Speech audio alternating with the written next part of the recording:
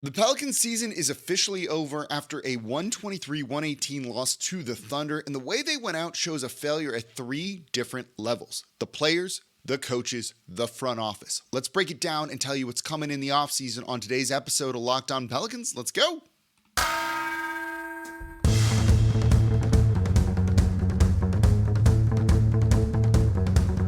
You are Locked On Pelicans, your daily New Orleans Pelicans podcast. Part of the Locked On Podcast Network, your team every day. Welcome to another edition of Locked On Pelicans, the daily podcast covering your favorite team, the New Orleans Pelicans in NBA, part of the Locked On Podcast Network, your team every day, available wherever you get your podcasts and available on YouTube. I'm your host, Pelicans Insider, credential member of the media, Jake Madison, at NOLA Jake on Twitter, here with y'all on this Thursday, the end of the Pelicans season, officially losing to the Thunder in the first round, the 9-10 game of the play-in tournament.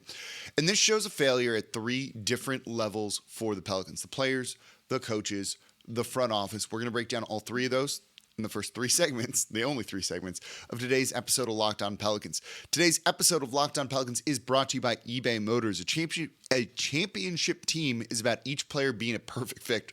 Oh boy.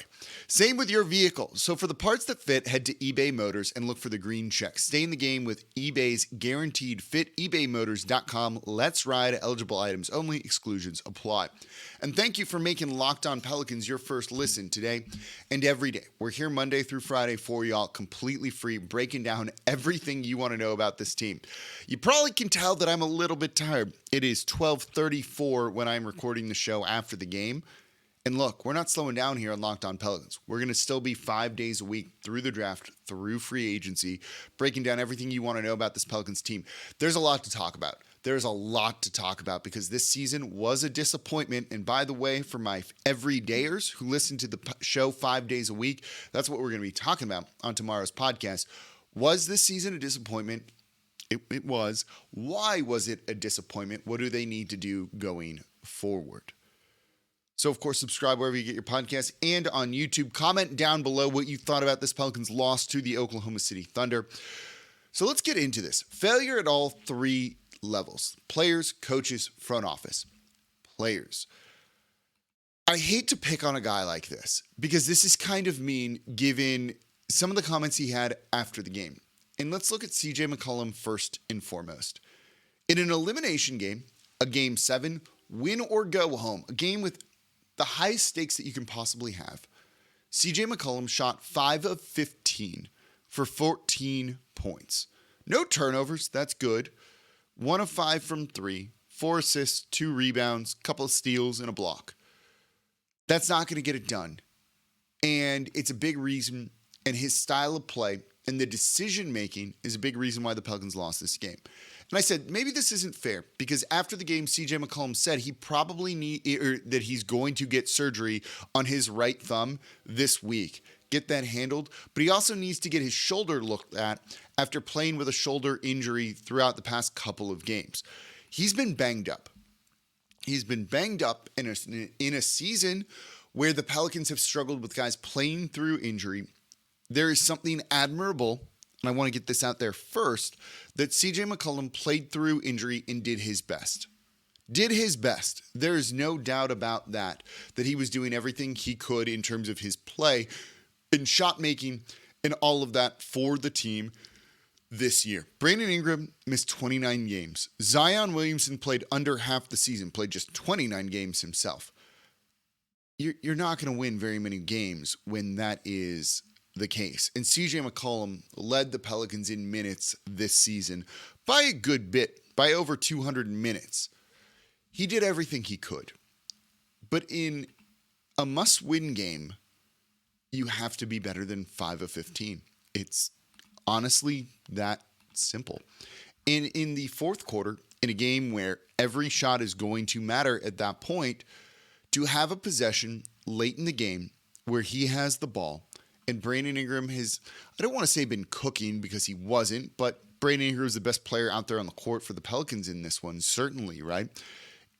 You have to do better than not getting him the ball at all and not looking for him. He had 30 points on 19 shots. He was 9 of 11 from the free throw line, 6 rebounds, 7 assists. It was a pretty good Brandon Ingram game. So to have a possession where you don't get him the ball late in the fourth quarter, honestly, is a failure. And that is a big problem that the Pelicans had. So to have CJ miss a shot with around 40 seconds left and not even look to get BI a touch during that stretch, it speaks to a lot of what we've seen this season. We're going to talk about it in tomorrow's show. Why exactly was this season a disappointment? This team wasn't going to make noise in the playoffs. They were never going to get out of the first round with the way they are right now with no Zion Williamson. And boy, do we have a lot to talk about with Zion Williamson this offseason. You're sick of hearing about him. I am sorry. We're going to have multiple shows on this. I spent literally yesterday almost entirely on the phone before I went to the arena at 5 talking to people about that Skip Bayless comment. You're hearing the pause, and I don't even mean that for dramatic effect. We got to talk about it. I'm just going to tell you right now, I don't know how off Skip was. He might have been dead on when it came to that. Anyway, to not get the ball to Brandon Ingram during that stretch just speaks to an issue with this team of players not really getting what they're best at, not understanding their role. CJ works better off ball. We know this. I'll tell you right now, the coaches know this.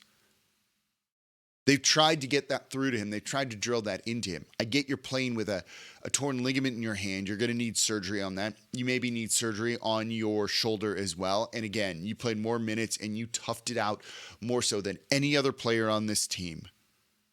Know your role. Know your role.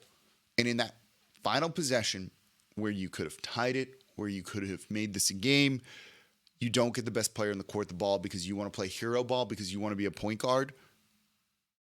No. We've seen that he's better off ball.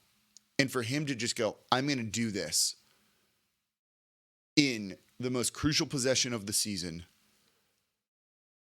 it's disappointing. It sums it up, right? You're listening. You've probably watched most of the games this season, or you're just coming in for the first time to Locked On Pelicans, in which case, thank you. Trying to kind of make sense of what happened. He shouldn't have taken that shot. He shouldn't have had the ball in his hand as much as he did. 5 of 15 isn't going to get it done in a game like this. And that's a big part of the problem. And so when I say it's on the players not playing. It's on the players not just getting what they really need to be doing. In the fourth quarter, Trey Murphy took 1 shot. He played the entirety of the quarter. What are we doing here? What are we doing here? Right? That's a guy that needs to be getting the ball in his hands. He took 10 3-pointers. I'm thrilled about that. They used him better. But man, you got to do more than that. It can't be the way that it was. And it was players just trying to do too much, I guess. And that was so disappointing. Josh Richardson took more shots in the fourth quarter than Trey Murphy did. Najee Marshall took more shots in the fourth quarter than Trey Murphy did. Herb Jones, and I don't mind that as much, took more shots in the fourth quarter than Trey Murphy did. CJ, in a crucial possession of a game to keep the season alive, took the shot, and he shouldn't have. Simple as that. Doesn't mean they need to trade him. Doesn't mean we're calling his season a bad season, because it wasn't, and we'll talk about that. Trust me, we're going to have a whole show on him. He averaged 21 points per game on 39% shooting from 3. We are happy about that. And almost 6 assists per. We are happy with those numbers. But in this game, know who you're going to get the ball to. It was a failure. And that was the theme of this night, in my opinion. So let's look at where the coaching staff failed too. And then in the next segment after that, we'll look at the front office too. Failure all around, and the Pelicans season is over. Coaching staff coming up here next in today's episode of Locked On Pelicans. Before we get to that, though, today's episode, I love this, is brought to you by eBay Motors. For a championship team, it's all about making sure every player is a perfect fit. It's the same when it comes to your vehicle. Every part needs to fit just right. So the next time you need parts and accessories, head to eBay Motors. With eBay's guaranteed fit, you can be sure every part you need fits right the first time around. I work on all my cars. I have a 1976 red Corvette that I am working on getting driver perfect soon. It's probably this weekend, actually, because I just ordered a couple of parts from eBay Motors, and I know that when I go and work on the car, it's not going to be a waste of time. I can put those brake lines in no problem because the green check mark said it's going to fit my vehicle because I put it into my garage, and they know what needs to go in there. So just like in sports, confidence is the name of the game when you shop on eBay Motors. And with over 122 million parts to choose from, you'll be back in the game in no time. After all, it's easy to bring home a win when the right parts are guaranteed. Get the right parts, the right fit, and the right prices on ebaymotors.com. Let's ride. Eligible items only. Exclusions apply. And thank you for making Locked On Pelicans your first listen today and every day. We're here Monday through Friday for y'all, breaking down everything you want to know about the team. And look, we're not dropping shows. There's going to be people, there's going to be podcasters, there's going to be commentators, there's going to be content creators that now that it's in the offseason are going to kind of back off and not do a whole lot. We're 5 days a week. You want to know who they're going to draft? We're going to talk about it. What changes need to be made? We're going to talk about it. What the heck is going on with Zion? Oh boy, we are going to talk about it. And I'll tell you something that I think is the ultimate compliment of Locked On Pelicans. I had people from the coaching staff, the front office, and just others associated with the team at this game come up to me and say they listened to the show this week. It was being passed around, it sounds like. And they said, you were dead on a lot of the things you said. Ultimate compliment when people from the team and the highest level are saying that about my show. They listen. You should be listening to, and your friends should be listening. So tell them to subscribe to Locked On Pelicans wherever you get your podcasts. We're still going to be here Monday through Friday like no one else is, completely free, breaking down everything you want to know about this team. So right now, we are breaking down the Pelicans' loss to the Oklahoma City Thunder, 123-118.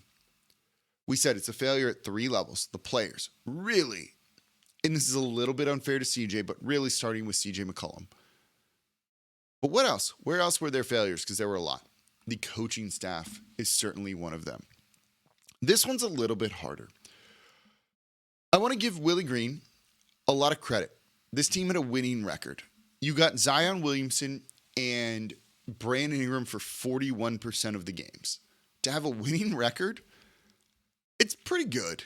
Like, I'm not going to lie. To go what they did, to go 42-40 with only having your best players play that few games, that is a credit to Willie Green and the coaching staff. So before you say fire them, bring back Stan Van Gundy, and no, that's a terrible idea. To get that out of your head, they aren't going anywhere. They shouldn't go anywhere because I actually do think you've seen a lot of really great things from this coaching staff. That said,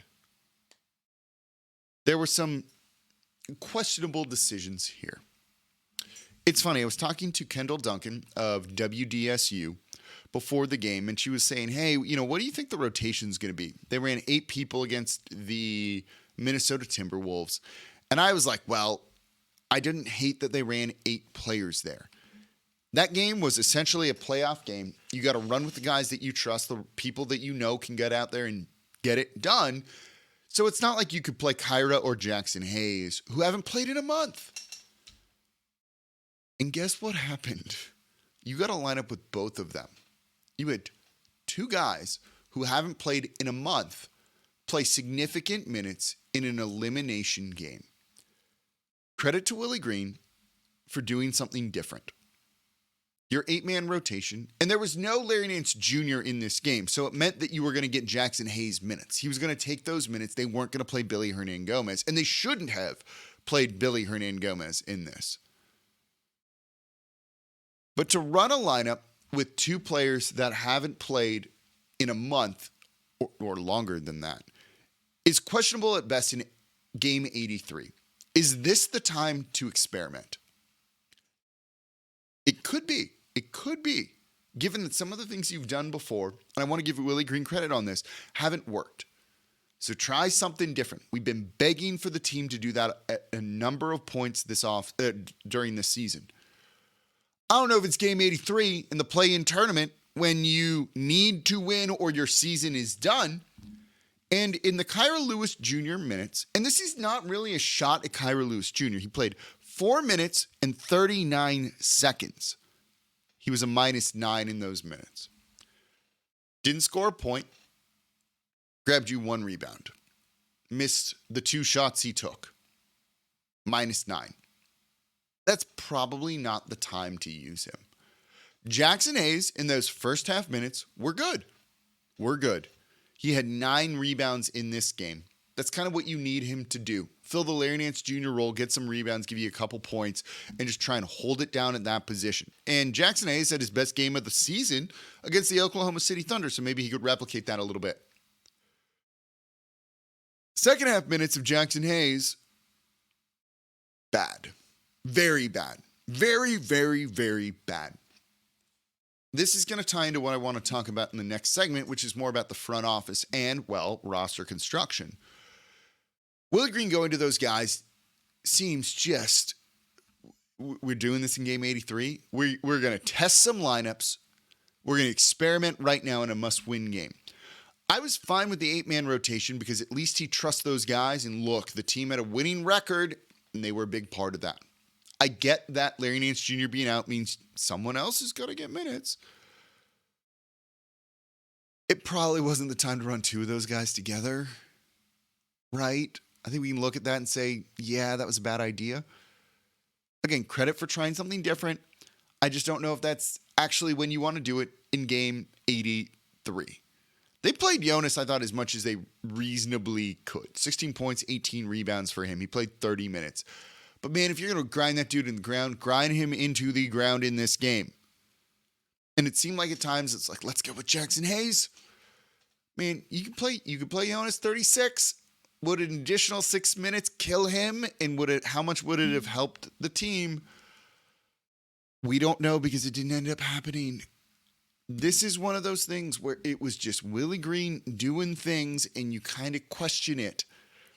And it's funny, I was talking to Ollie Cassell of the Bird Rights before the game started. And one thing you've heard me say is, I couldn't run an NBA team. I couldn't coach an NBA team. I do this show. I think I'm pretty knowledgeable about the NBA. I understand the X's and O's. I understand, I think, all of this stuff. And we talk about it, hopefully accurately here. This show's going to go long as I'm looking at the time. But Willie Green knows more than I do. So do the assistant coaches. So does David Griffin. So I can't come on here and credibly say, like, I know more than them and that I should tell them what to do. I shouldn't. I should make sense of what we've seen as kind of what I think my role is, and then use kind of jumping off points for discussion. So I say that, right? I don't want to be one of these people who's on Twitter being like, here's what they should do, blah, blah, blah. No. But I tell Ollie, I told this to the people in my section during the game too. There's times when I look at what Willie Green is doing and I go, am I smarter than him? And I'm not. I'm going to tell you right now, I'm not. But some of the things have been so questionable this season that it makes me think that I am. And I'm not. But am I? You get the point, right? That we've seen so many questionable decisions over and over and over again. And Will Guillory ran a piece in The Athletic about this, talking about how Willie Green had to really look at himself in the mirror and try and kind of really spend some time being introspective, being like, what do I do here? There needs to be more of that this offseason. Some of those lineups, some of the things that we've just seen don't work. And then, man, changing that in game 83, you were 3-1 against this Thunder team. And you change things in the 5th game. And the Pelican season is over. You decide. Let me know down below in the comments on YouTube. Was that the right decision, the wrong decision? Do you applaud Willie Green for at least making some changes? Or was it like, what are we doing? But there was another failure too. And that's on the front office. This was a failure all around.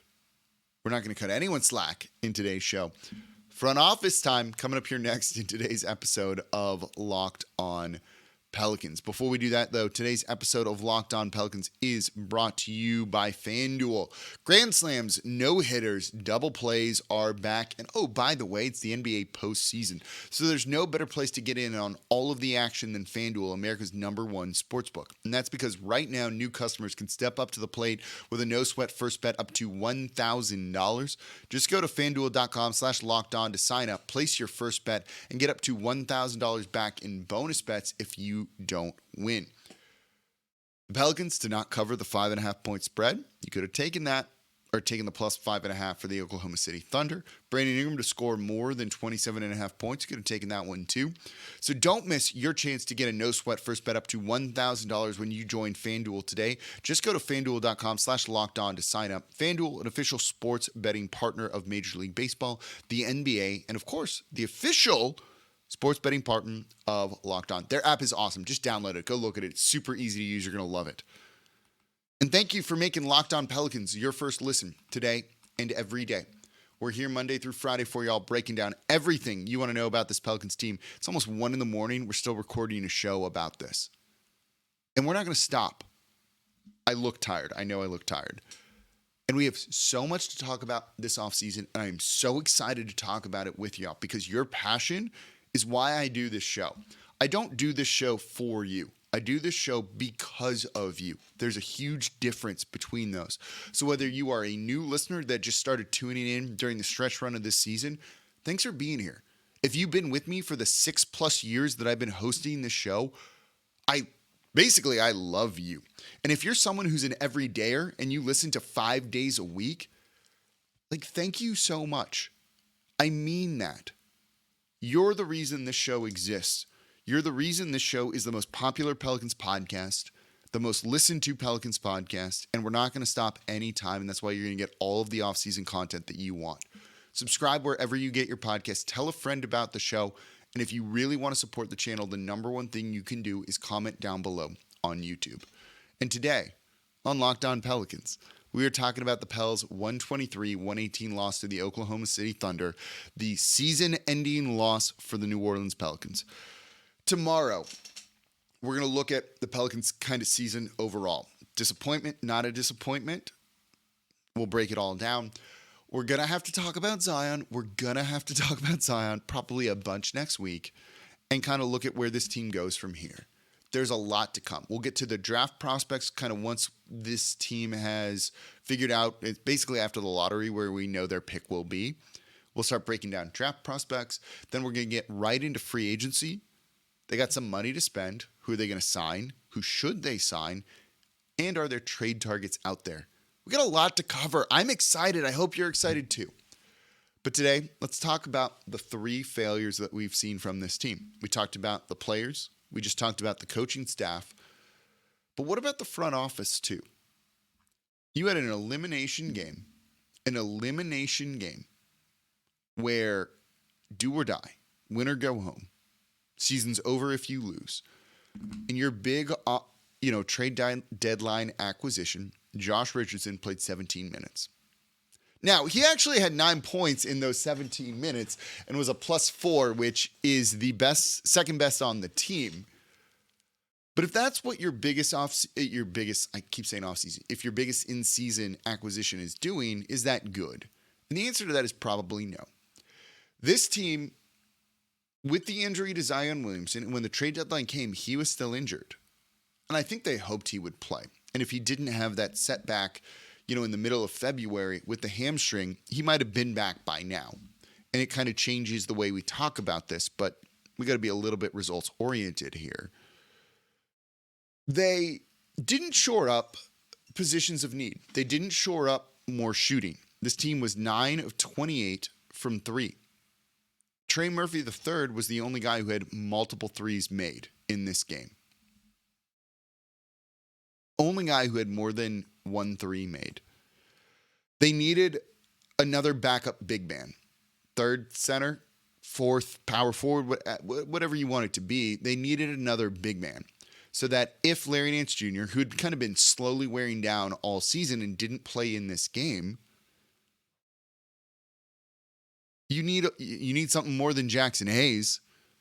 They didn't have that. And this team, when that in the biggest game of the season, was not prepared. More shooting, other needs on this roster, and you don't really address them. I'll tell you right now, and I've said this on the show before, they tried to make a move for Malik Beasley and Vanderbilt from the Utah Jazz. The Lakers' offer was just better because it got Mike Conley Jr. out of Utah, sent him to Minnesota, where he was almost the hero. But could the Pelicans have gotten that deal done if they offered an additional first-round pick? Maybe. I'm not saying they could have. I don't really know what Utah would have wanted. Maybe. But I heard what their offer was. And it was basically the Lakers' offer with one first-round pick minus not getting them off of Mike Conley, so you're not going to win that bidding war. Could you have done more? Could you have done more rather than moving for Josh Richardson, who was better than I thought he would be for the Pelicans, but at the same time was still a preemptive salary dump? And the answer is probably yes.